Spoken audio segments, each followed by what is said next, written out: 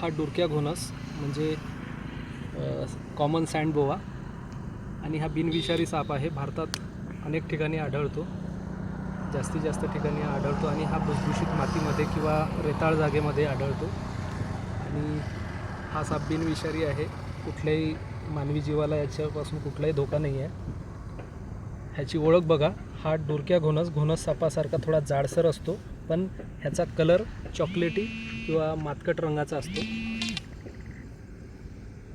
बाकी हा घोणससारखाच दिसतो, फक्त घोणस सापाचं जे तोंड असते, मान असते, ते त्रिकोणी आकाराचं असते आणि शरीरापासून थोडं अलग असते. ह्याचं शरीराला जोडून असते, पण याचं तोंड किंवा मान हा एकदम छोटा असते. बाकी याची ओळख आणखी बघा, याचे डोळे पहा, व्हर्टिकल टाईपमध्ये असते.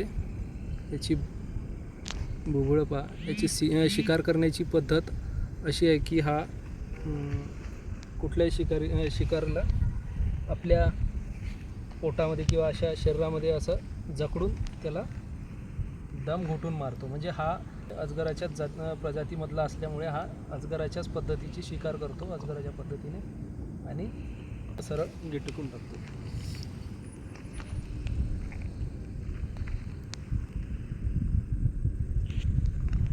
आता आपण या भुसभुशीत जमिनीमध्ये याला रिलीज करतो आहे. याला रात्रीला रिलीज करण्याचं कारण म्हणजे हे की हा निशाचर प्राणी आहे. हा रात्रीला सक्रिय असतो, रात्रीला शिकारीसाठी बाहेर निघतो.